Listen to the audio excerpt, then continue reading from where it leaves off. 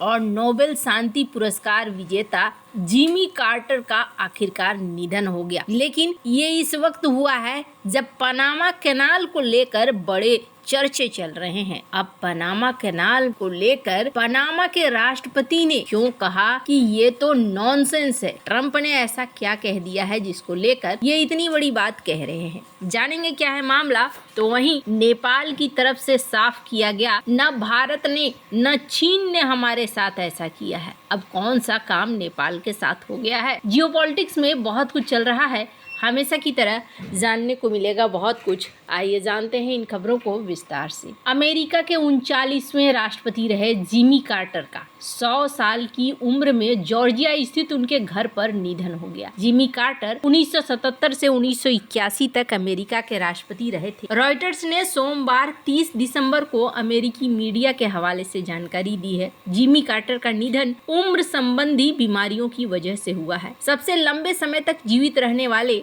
अमेरिकी राष्ट्रपति Jimmy Carter का निधन रविवार 29 दिसंबर को हुआ। जिमी कार्टर को उनके मानवीय कार्यों के लिए नोबेल शांति पुरस्कार मिला था। उन्हें इजराइल और मिस्र के बीच शांति स्थापित करने का श्रेय दिया जाता है। डेमोक्रेट जिमी कार्टर ने 1976 के अमेरिकी चुनाव में मौजूदा राष्ट्रपति रिपब्लिकन गेराल्ड फोर्ड को हराया था। 1980 के चुनाव में उन्हें अभिनेता से राजनेता बने रोनाल्ड रीगन ने हराया था, जो पहले कैलिफोर्निया के गवर्नर रह चुके। रॉयटर्स ने पूर्व अमेरिकी राष्ट्रपति के बेटे चिप कार्टर के हवाले से रविवार को कहा कि मेरे पिता एक हीरो थे, न केवल मेरे लिए बल्कि उन सभी के लिए जो शांति, मानवाधिकार और निस्वार्थ प्रेम पर विश्वास करते हैं। उन्होंने कहा कि मेरे भाइयों बहनों और मैंने इन मान्यताओं के माध्यम से उन्हें शेष विश्व के साथ साझा किया। जिस तरह से उन्होंने लोगों को एक साथ लाया, उनके कारण विश्व हमारा परिवार है और इन मान्यताओं को जारी रखते हुए उनकी यादों का सम्मान करने के लिए हम आपका धन्यवाद देते हैं। जिमी कार्टर को हाल के सालों में कई तरह की स्वास्थ्य समस्याओं का सामना करना पड़ा, जिसमें मेलानोमा भी शामिल है, जो उनके लीवर और मस्तिष्क तक फैल गया।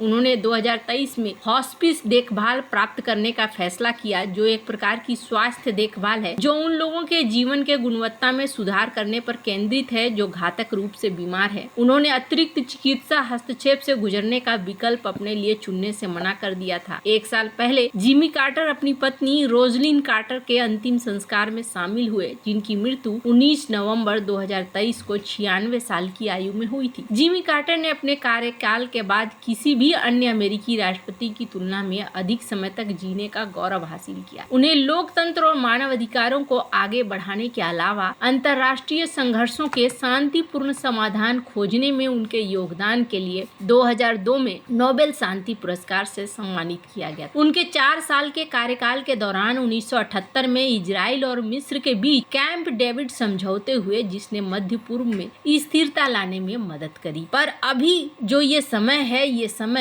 पनामा कैनाल को लेकर बड़े चर्चे का है और इस समय में एक विवादित ऐसा फैसला भी जिमी कार्टर ने लिया था, जिसकी खनक अभी तक सुनाई दे रही है। स्क्रीन पर एक ट्वीट देख रहे हैं, जिस ट्वीट में पनामा के राष्ट्रपति ने कहा है कि डोनाल्ड ट्रंप जिस तरीके से सोच रहे हैं वो गलत है। हमारे यहाँ कोई चाइना का सैनिक नहीं है और ये सारी बातें गलत है कि यहाँ कोई चाइनीज नागरिक वगैरह है, कोई भी नहीं है। ये एक गलत सोच है। आप फ्री हैं, दुनिया फ्री है। आइए, अच्छे रीजन के लिए आना चाहते हैं, आइए, आकर देखिए, समझिए चीजों को कि यहाँ क्या है और क्या नहीं है। हालांकि आपको बता दूं, ये मामला कितना महत्वपूर्ण है इसको आप ऐसे भी देख सकते हैं। क्लिंटन ने भी यहाँ पर इनके जिमी कार्टर के मौत के बाद जो संदेशा जारी किया है, उसमें इन्होंने इस बात को कहा कि जिस तरीके से पनामा कैनाल को लौटा दिया गया, पनामा को इजिप्ट और इजराइल के बीच में कैंप डेविड समझौता कराया गया और जिस तरीके से इन्होंने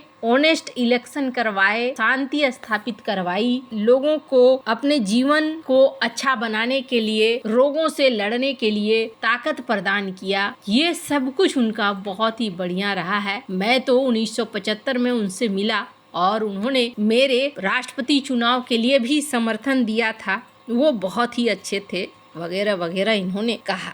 तो यहाँ पर भी पनामा कनाल का जिक्र आया है। अब ये जो पूरी चीज है, इस पूरी चीज का विवाद अब थोड़ा बढ़ता हुआ दिख रहा है। अब ये मामला कहाँ से खड़ा हुआ? क्रिसमस के दिन डोनाल्ड ट्रंप ने एक मैसेज दिया था, जिस मैसेज में ये बताया था कि चाइना की आर्मी यहाँ पर खड़ी है। स्क्रीन पर इस मैसेज को देख सकते हैं। इसी के जवाब में ये बात कही गई है। जहाँ एक तरफ ये सारा सीन हो रहा है, वहीं दूसरी तरफ ये भी माना जा रहा है, जो डोनाल्ड ट्रंप की टीम का कहना है, पनामा कैनाल या फिर ग्रीनलैंड का मामला हो या फिर कनाडा का मामला हो, ये इनके बहुत बड़े प्लान का हिस्सा है। इसलिए ऐसा नहीं है कि ये बातें यूं ही कह दे रहे हैं डोनाल्ड ट्रंप। और अगर ऐसा है तो समझ लीजिए कि बहुत सारी चीजें हैं और बहुत सारे प्रश्न फिर रह जाएंगे कि डोनाल्ड ट्रंप आने वाले दिनों में क्या क्या करने वाले हैं। अभी इस तरीके की मीम सोशल मीडिया में खूब देखने को मिलती है, जिसमें देखने को मिलता है कि डोनाल्ड ट्रंप एक ई कॉमर्स साइट से ऐड कर रहे हैं चीजों को,